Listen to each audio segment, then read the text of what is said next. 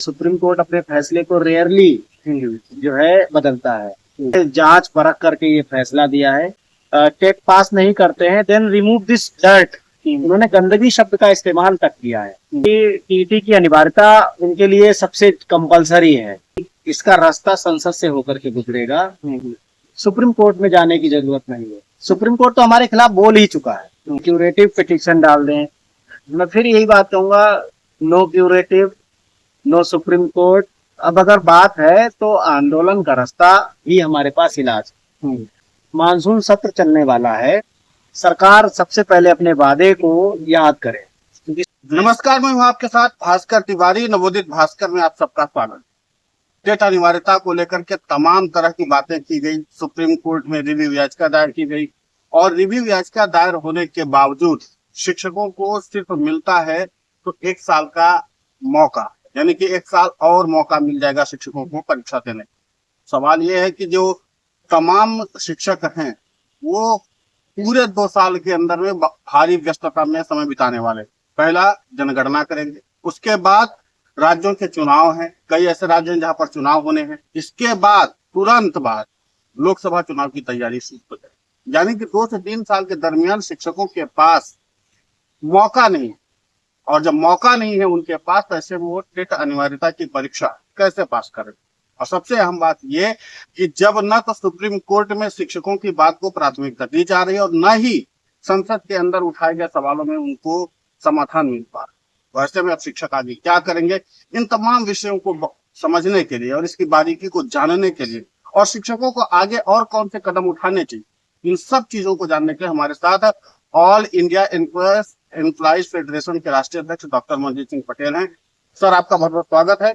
और सर, पहला सवाल मेरा यही है कि जिस तरीके से हमने भूमिका में भी बता दिया कि शिक्षकों के पास 3 साल एकदम व्यस्तता भरा समय है। उसी में पेपर भी देना है, उसी में जनगणना भी करना है, वोटर लिस्ट भी तैयार करनी है, और इन सबके बीच में न संसद से न सुप्रीम कोर्ट के राहत मिल रही है। तो अब आगे आप क्या कहें? देखिए, हमने पहले भी ये बात कही थी। जब तैयारी कर रहे थे आंदोलन की, सारे संगठन, हमने उनको समर्थन भी दिया था। तब भी हमने कहा था कि देखिए, सुप्रीम कोर्ट अपने फैसले को रेयरली जो है बदलता है। और बड़ा उन्होंने जांच परख करके ये फैसला दिया है। उनका मूड एकदम साफ है कि, और यही नहीं, माननीय सुप्रीम कोर्ट ने जो Madhya Pradesh tribal teachers welfare association है उसको, उसका जिक्र करते हुए ये भी कहा है कि अगर वो टेट पास नहीं करते हैं देन रिमूव दिस डर्ट। उन्होंने गंदगी शब्द का इस्तेमाल तक किया है। तो आप समझिए कि वो कितना कमिटेड है इस चीज को लेकर के कि टीटी की अनिवार्यता उनके लिए सबसे कंपलसरी है। अब हमने पहले भी कहा था कि इसका रास्ता संसद से होकर के गुजरेगा। सुप्रीम कोर्ट में जाने की जरूरत नहीं है। सुप्रीम कोर्ट तो हमारे खिलाफ बोल ही चुका है। उसके पास क्या करने जाना है। और अभी भी बहुत सारे लोग कोशिश कर रहे होंगे कि जो फैसला आया है इसमें क्यूरेटिव पिटीशन डाल दें। मैं फिर यही बात कहूंगा, no curative, no Supreme Court. अब अगर बात है तो आंदोलन का रास्ता ही हमारे पास इलाज है। और माननीय शिक्षा मंत्री धर्मेंद्र प्रधान जी ने खुद बंगाल के चुनाव में कहा कि वहां हमारी सरकार बनवाइए और हम इस मुद्दे पर कुछ न कुछ समाधान लेकर के लाएं। अभी क्या हुआ, महीना 1.5 महीना हुआ जा रहा है, इस पर बोल ही नहीं रहे। पहले तो वो अपनी बेचारे कुर्सी बचाते घूम रहे हैं कि अभी लोग इस्तीफा भी मांग रहे हैं। तो मैं कहूंगा कि अभी मानसून सत्र चलने वाला है। सरकार सबसे पहले अपने वादे को याद करे, क्योंकि सरकार ने कहा था ज्यादा लंबा समय नहीं है, मानसून सत्र आने वाला है, महीने भर की मुश्किल से बात है। और उसमें भी अगर सरकार कोई संशोधन लेकर के नहीं आती है तो सरकार को अगस्त में भीषण आंदोलनों का सामना करना, और कोई इलाज नहीं है। अब कर्मचारी के पास, शिक्षकों के पास केवल 1.5 साल है, मुश्किल 1.5 साल है। 1.5 साल में कितनी बार सीटेट और टेट करा लेंगे। कुछ स्टेट तो एक ही बार करा पाएंगे। अगर मंशा इनको हटाने की है तो फिर 2% रिजल्ट आएगा उसका। जितने लोग टेट देंगे उसमें 2% पास हो जाएंगे, 98% फेल हो जाएंगे, फिर उनको अपनी नौकरी छोड़नी पड़ेगी।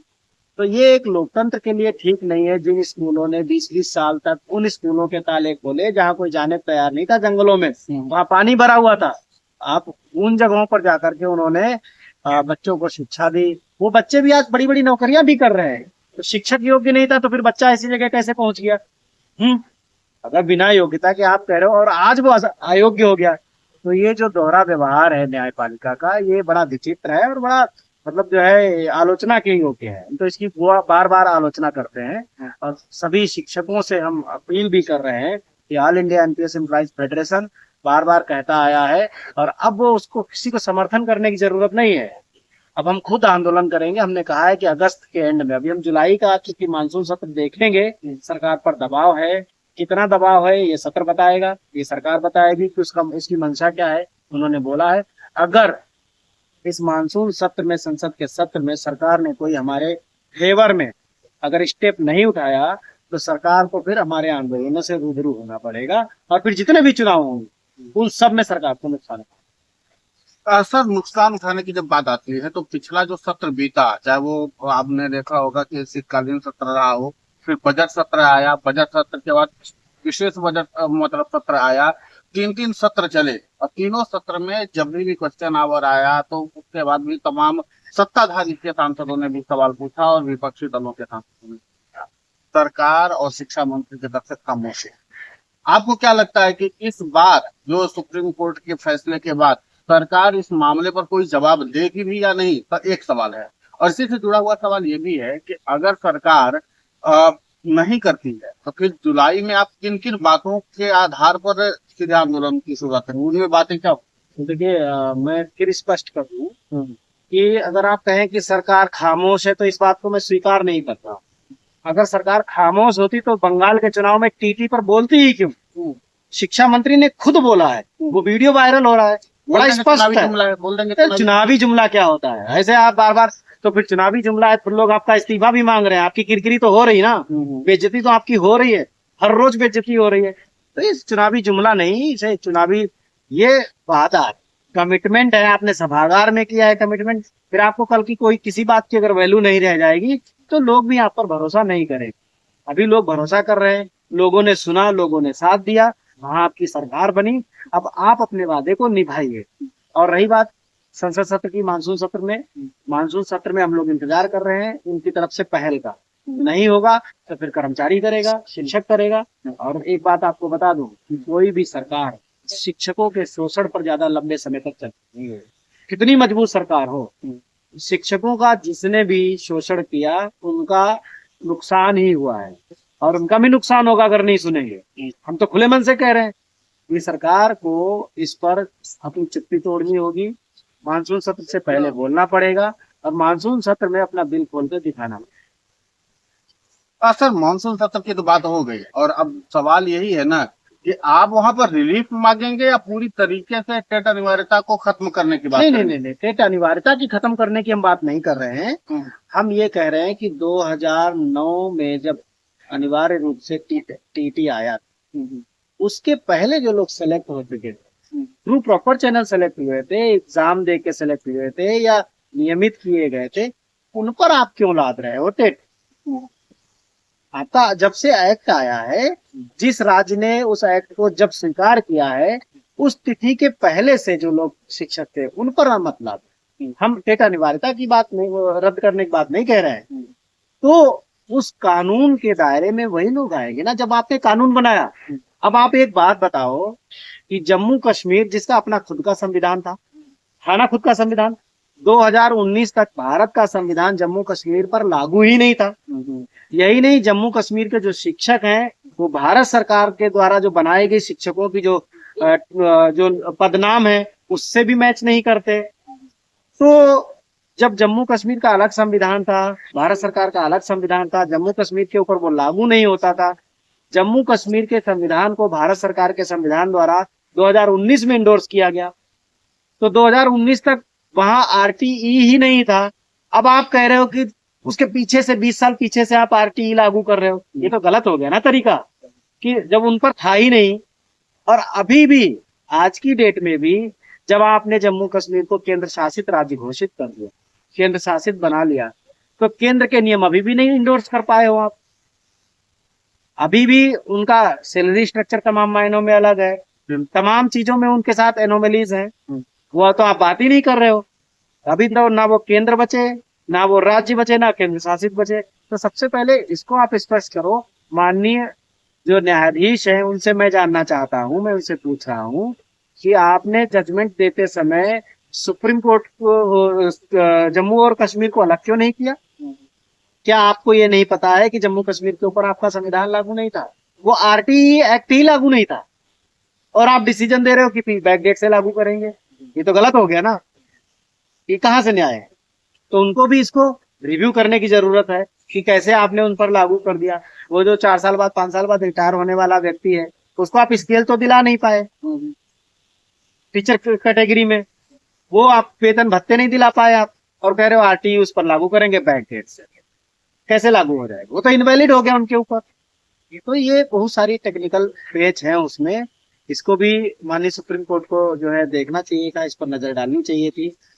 अब चूंकि सुप्रीम कोर्ट के हाथ में नहीं है, सुप्रीम कोर्ट से ने जो करना था कर दिया। सरकार तो देख सकती है, सरकार तो गूंगी बहरी अंधी नहीं है, सरकार तो देखे कम से कम, क्यों आप अनजस्टिस कर रहे हो उनके साथ में?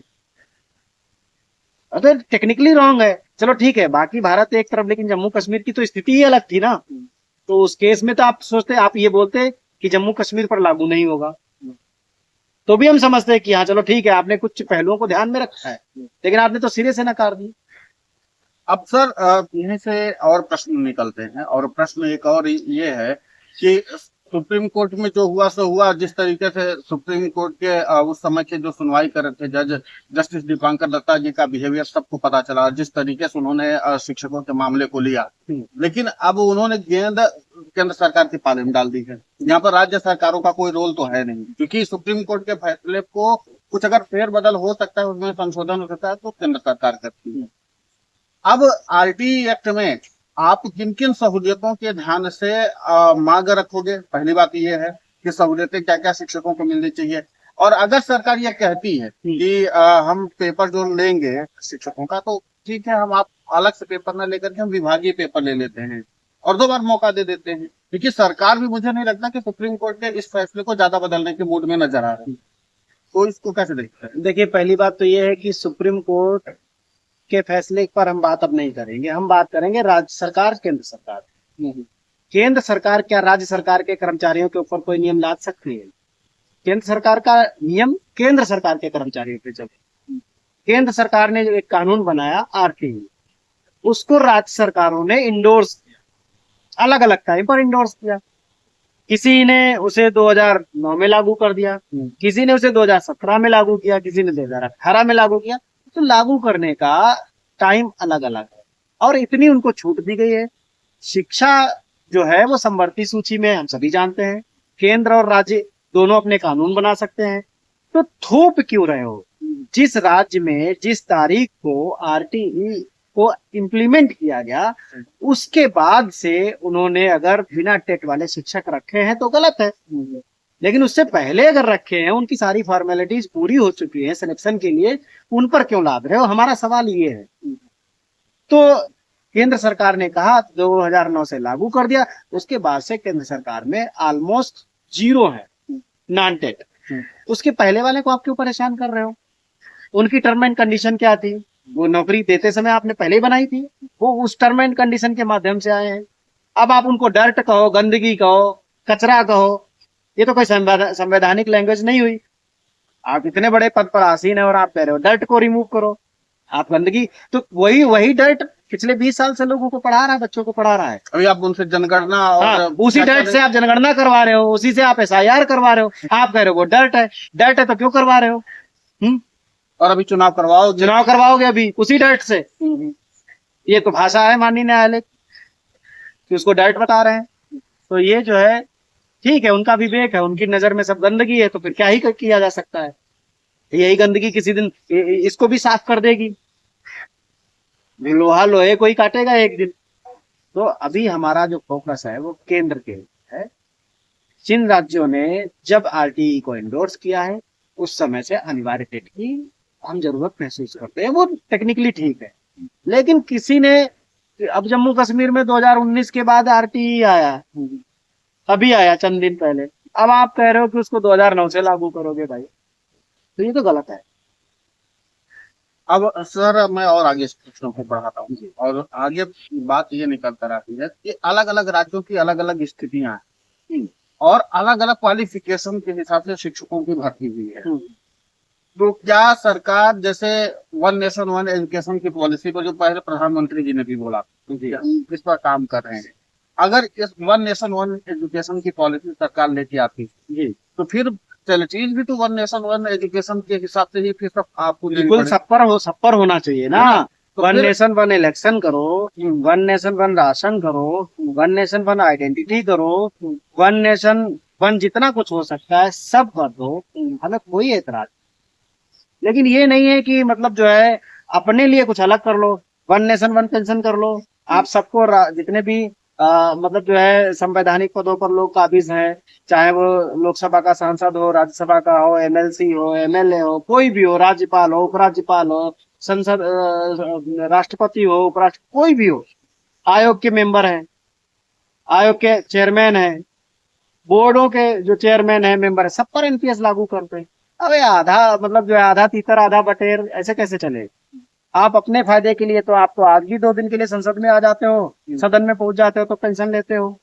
फिर पहले आप छोड़ो ना पेंशन, आप नजीर पेश करो पहले। आप तो खुद तो पेंशन लोगे 4-4 और दूसरे से कह रहे हो उसकी पेंशन रहेगी मार्केट के हवाले। पहले अपनी मार्केट में डालो ना। आप जितने साल नौकरी करो उतने साल कंट्रीब्यूट करो। तो ये बेईमानी नहीं चलेगी। हिंदुस्तान उतना उसका अनपढ़ गवार नहीं बचा है कि आप बेईमानी करके रहो और बाकी बाकी बाकी मतलब जो है और बाकी का शोषण करते रहे। हम तो नियम कायदे कानून से चलने वाले लोग हैं ना। हम तो कह रहे हैं टेट देंगे, लेकिन टेट देंगे जो 2009 से सिलेक्शन पाए हैं, उसके बाद सिलेक्शन में आए सेंट्रल गवर्नमेंट को टेट देंगे। हम तो मना नहीं कर रहे। अब सर जैसे आपने शुरुआत में कहा कि आंदोलन आप करने वाले और आंदोलन की तैयारी अगर आपने अगस्त की बात की कि एंड ऑफ अगस्त आप कर देंगे, तो इसका मतलब है कि आप तैयारी बिल्कुल कर रहे हैं। जब तैयारी कर रहे हैं तो आप इसको राष्ट्रव्यापी तौर पर आंदोलन करेंगे? बिल्कुल करेंगे। और राष्ट्रव्यापी आंदोलन की रूपरेखा क्या है, और अगर जब वो नवोदित भास्कर शिक्षक देखें तो वो अपनी किस भूमिका के साथ राष्ट्रीय राजधानी दिल्ली आए?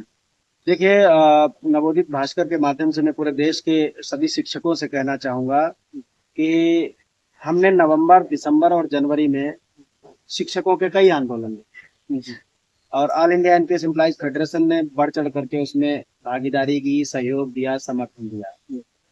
लेकिन लोग जबरिया सुप्रीम कोर्ट में भी गए। आप तय कर लेते या तो सुप्रीम कोर्ट जाना है या फिर आंदोलन करना है ना।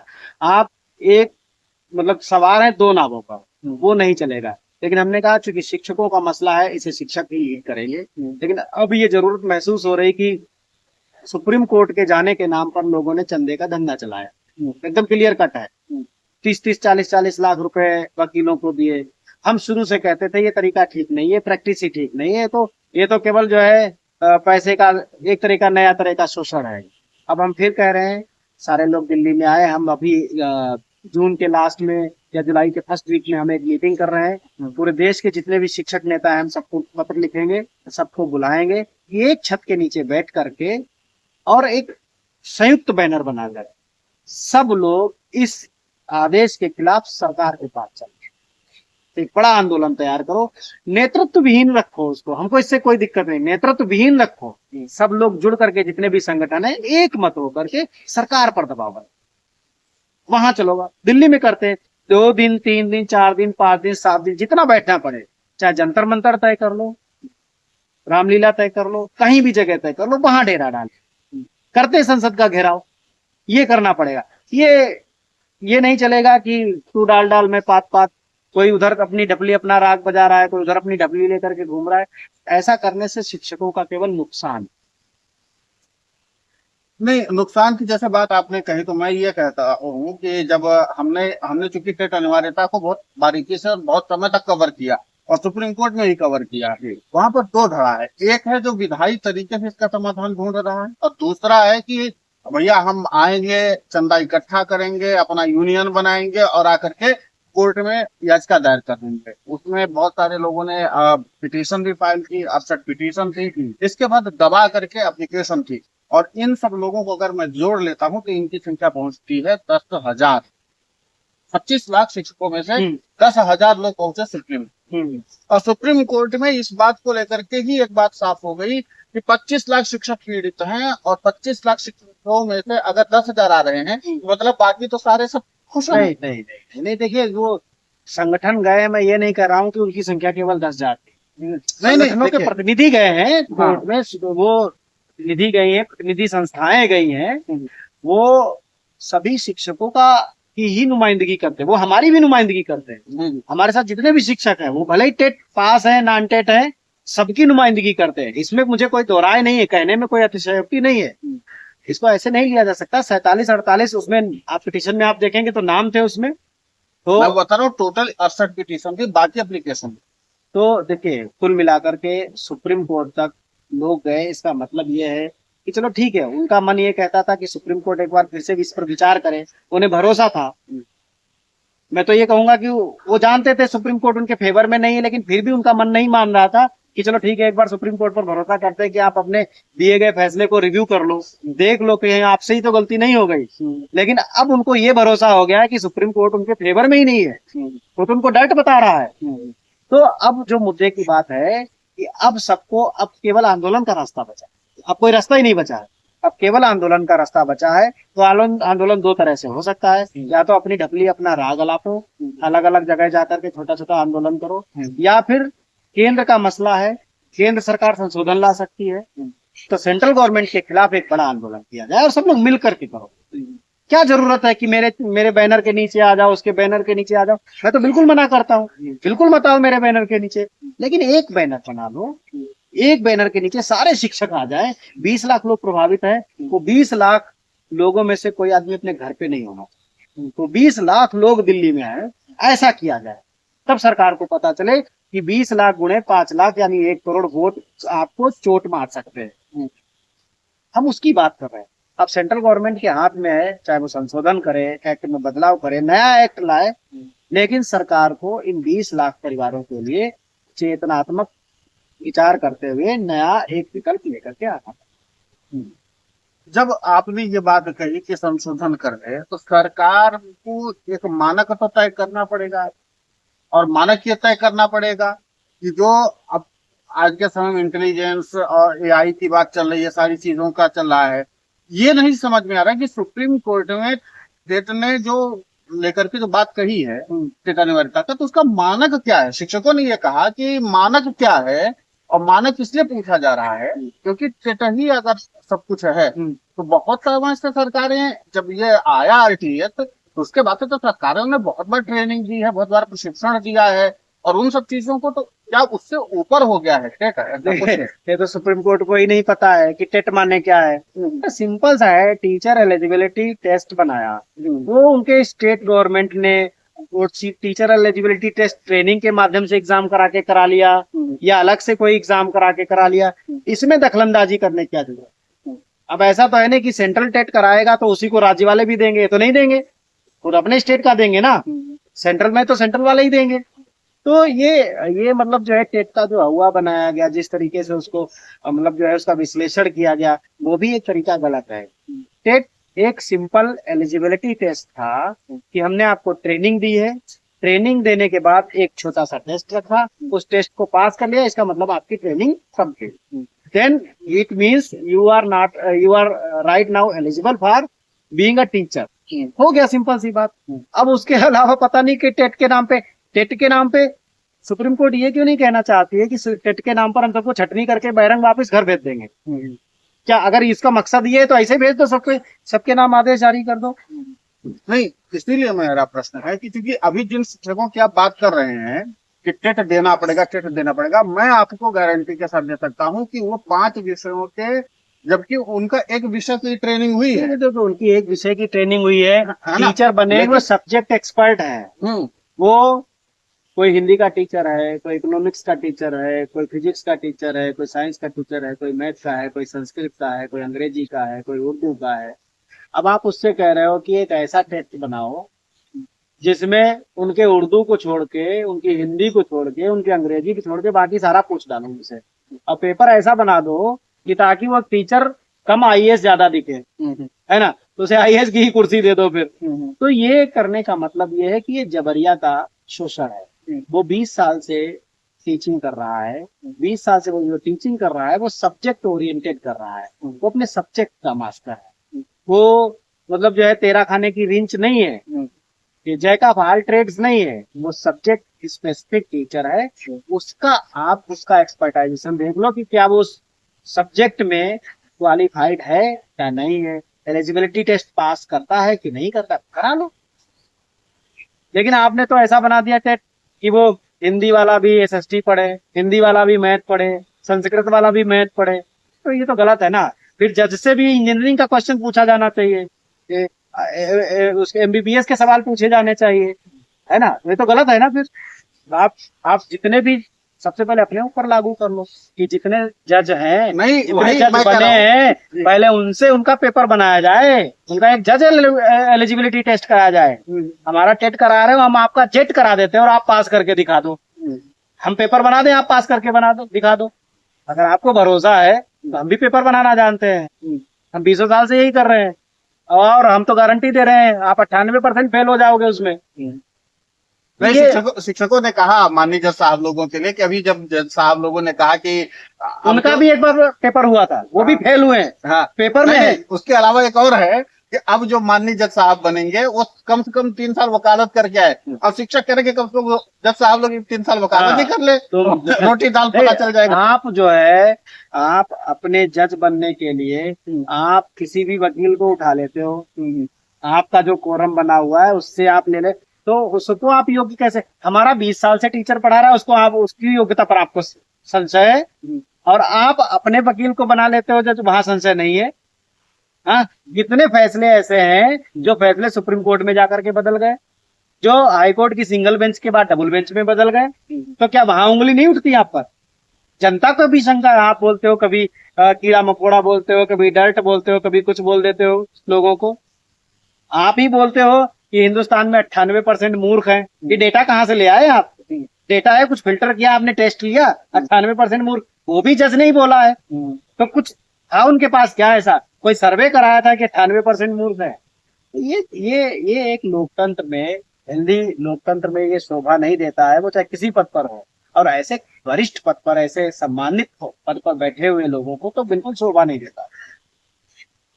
बिल्कुल। तो जिस तरीके से टेट अनिवार्यता को लेकर के संघर्ष चल रहा है शिक्षकों का, और संघर्ष जो सुप्रीम कोर्ट में हुआ सो हुआ, लेकिन जिस तरीके से डॉक्टर पटेल कह रहे हैं कि अब इस पे एक व्यापक बड़े आंदोलन की जरूरत है, और इस आंदोलन को बैनर नहीं देखा जाना चाहिए, यानी कि बैनर तले न देखें शिक्षक।